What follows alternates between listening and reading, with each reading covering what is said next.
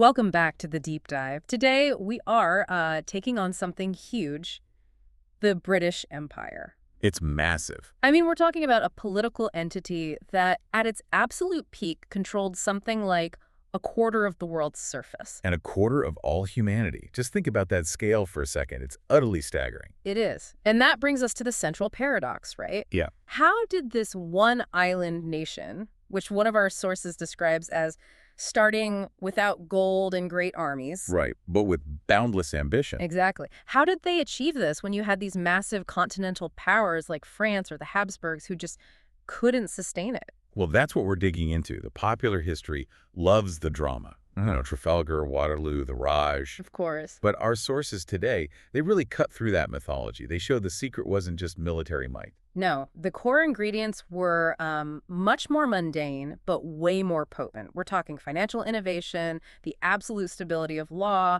and maybe most of all, strategic patience that was backed by mountains and mountains of debt. So our mission for you today is to trace how trade and law really created this global dominance. And how that very same system of debt and violence eventually brought it all crashing down. To even begin to understand how this was built, you have to look at the foundations. And we're not starting on the high seas. We're starting on the cold, damp soil of England itself. Right after its most brutal civil war, the end of chaos. It's 1485, Richard III is dead at Bosworth Field, and Henry Tudor Henry VII takes the crown. And we see in the research, this is the pivotal moment. Henry knew England couldn't survive another civil war, so his focus was just ruthless internal consolidation. He's not thinking about empire at all. Not at all. His focus was entirely pragmatic. He ends feudal anarchy, he stops the barons from raising their own private armies, and this is crucial. He stabilizes the royal courts and standardizes the kingdom's finances. And the fundamental insight here is that stability equals capital. Yes. The early empire was built, as one document puts it, on money, law, and discipline. And this internal peace, it allowed for this grand strategic pivot. They stopped pouring money and men into trying to hold land in France. Those costly dynastic wars that had defined English history for centuries. All gone, they turned their gaze outward. And the sea, which had always been a barrier, it suddenly becomes a highway. Which means you need new tech. And they learned fast, borrowing naval designs from the Dutch, the Spanish, the Portuguese.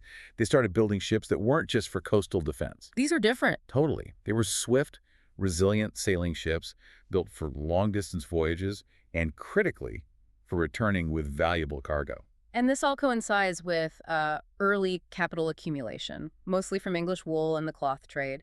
But what's fascinating is how that money was used. It wasn't just the crown. It was ambitious private maritime ventures. You had individual entrepreneurs pooling their money, their shares, to buy a single ship and hire a crew. That sounds terrifyingly risky. Oh, it was a terrifying business.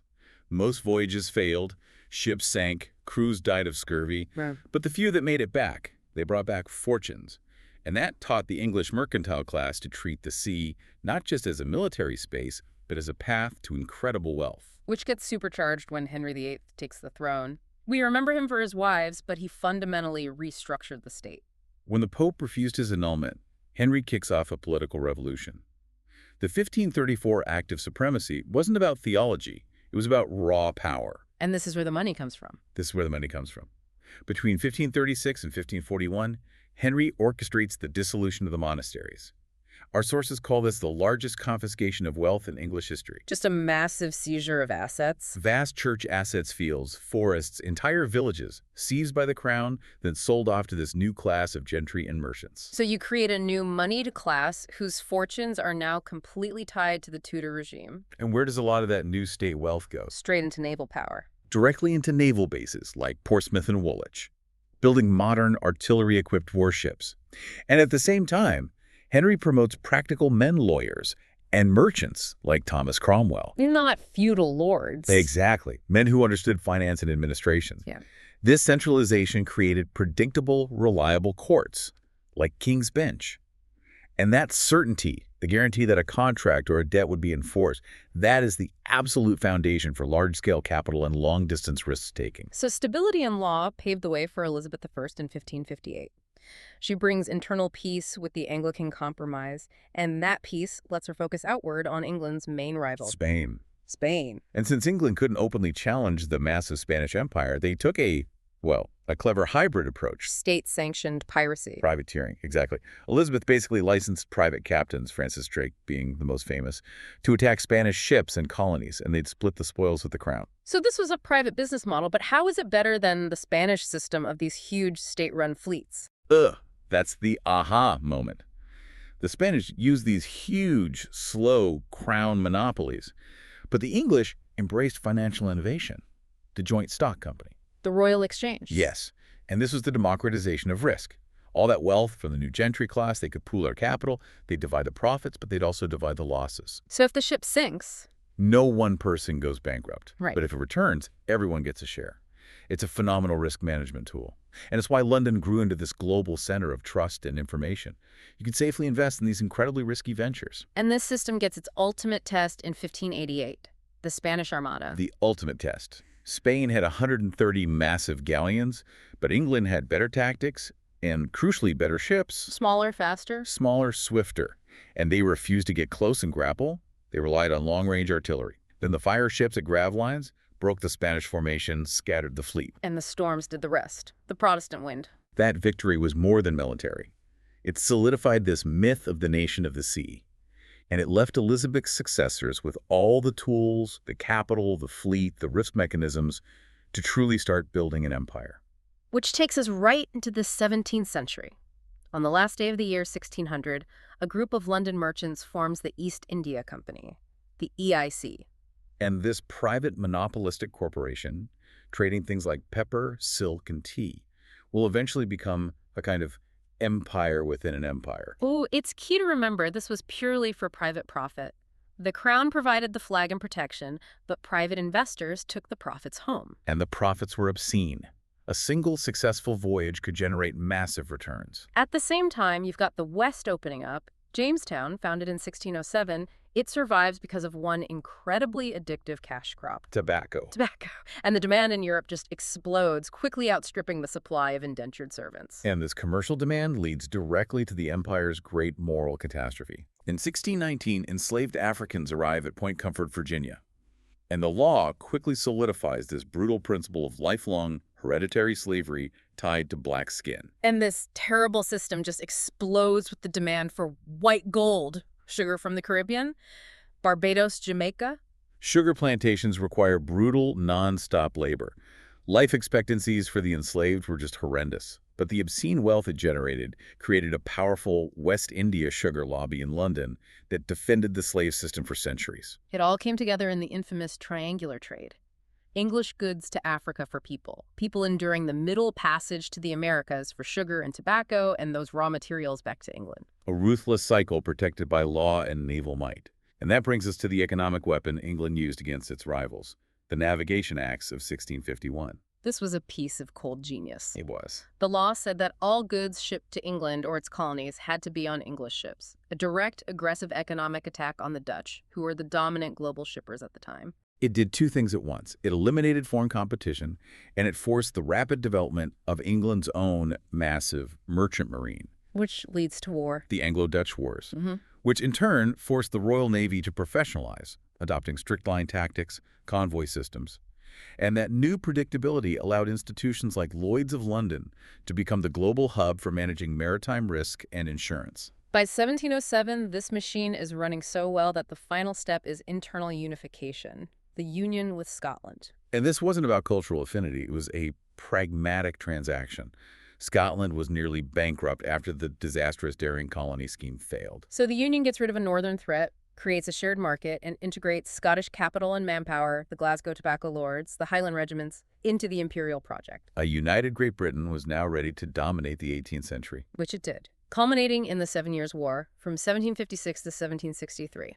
This was really the first global war fought for control of world trade. Prime Minister Pitt the Elder's strategy was brilliant. Subsidize Prussia to tie France down in Europe and use the Royal Navy to attack French colonies everywhere else. And the result was a total British victory.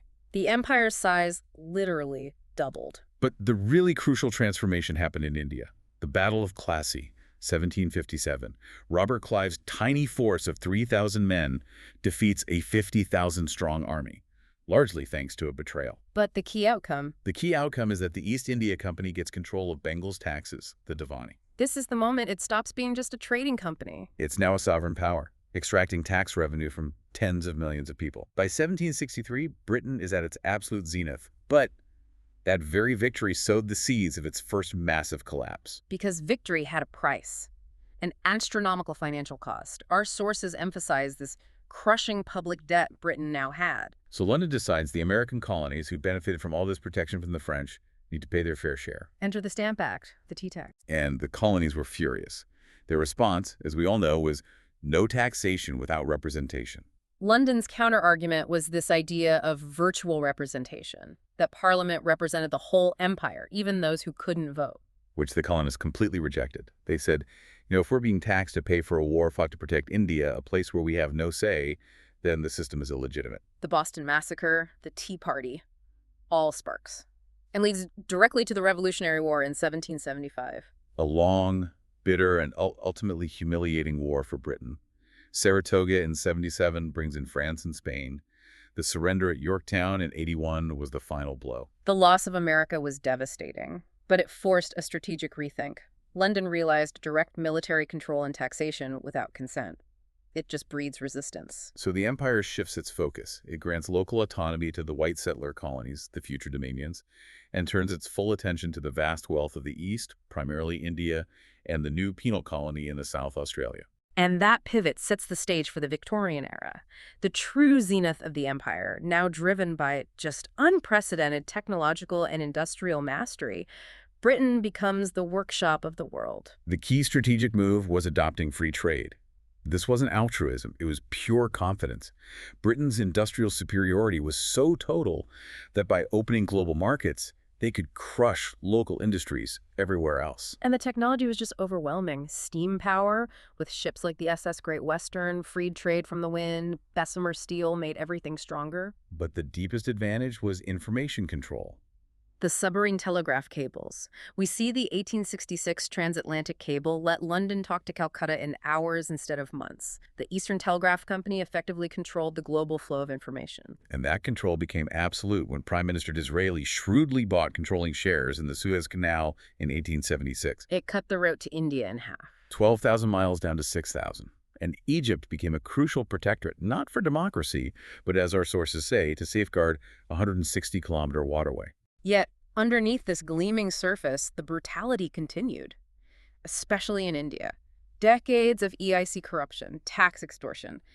It had already caused the 1770 Bengali famine, which killed 10 million people. And that tension finally ignited in the 1857 mutiny. The trigger new rifle cartridges greased with animal fat was just a spark. The suppression was swift and horrifically brutal. Rebels were tied to cannons and executed. And the result was defining. The EIC was dissolved in 1858.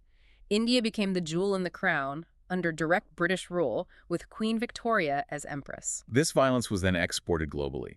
The scramble for Africa, the 1884 Berlin Conference, they just carved up a continent with arbitrary lines on a map. Lines that we know still fuel conflicts today. And this was all enabled by military tech like the Maxim gun. The famous chilling line was that one soldier with a Maxim was worth 100 warriors with spears. Even the end of the era was violent. The Boer Wars from 1899 to 1902 over gold and diamonds in South Africa. The Boers used effective guerrilla warfare. In response, the British general, Kitchener, used scorched earth tactics and notoriously established concentration camps, a British invention, where 26,000 civilians died. It was a massive blow to the idea of a civilizing mission. And the 20th century then delivered the final punishment, 2 world wars. WWI and WWII just fatally depleted British resources and manpower. The Dominions, like Anzio SC, suffered staggering losses at Gallipoli, which fueled their demands for autonomy. India contributed 1.5 million soldiers in World War I, but promises of reform were broken, leading to the Amritsar massacre in 1919. And Gandhi's nonviolent resistance gained unstoppable momentum. After World War II, the debt, the collapse of British industry empire was a luxury Britain couldn't afford. The final humiliating blow came in 1956, the Suez Crisis. When Nasser nationalized the canal, the UK, France, and Israel invaded. But the US, under Eisenhower, saw it as an archaic imperial move and forced a rapid British withdrawal. Through immense economic pressure on the plummeting pound sterling, the message was clear. Britain was no longer a superpower and couldn't act on the world stage without U.S. permission. And decolonization just accelerated, marked by the disastrous 1947 partition of India, where a line drawn in 5 weeks displaced 15 million people and killed at least a million. So what is the enduring legacy of all this in the world you live in today? It's a mosaic. On one side, you have English as the global lingua franca, the common law system in dozens of nations, infrastructure like the Indian railways. But the negative legacies are profound. Yeah. Arbitrary borders in the Middle East and Africa that still fuel conflict, institutionalized racism, and of course the modern debates over cultural artifacts, the Elgin marbles, the Benin bronzes, and reparations. There's also a profound irony in modern British politics, isn't there? Absolutely. The source highlights the 2016 Brexit vote, which was fueled in part by this nostalgic fantasy of global Britain, a dream of imperial-era trading power that completely fails to acknowledge how global power has shifted since the 1950s. The story of the British Empire, then, is one of unparalleled organizational ruthlessness and financial ingenuity, but also the inevitable consequence of compounding debt, moral failure, and global opposition. Indeed. The empire officially ended decades ago, but its ghost remains. We traced how stability and law were the keys to its creation, but that strategic ruthlessness left behind these deep, deep scars, which raises an important question for you to consider. Are the arbitrary borders drawn by men like Radcliffe, which continue to fuel devastating conflicts across Asia and Africa, a greater and more dangerous historical burden than the political nostalgia for the empire that still influences major decisions in London today?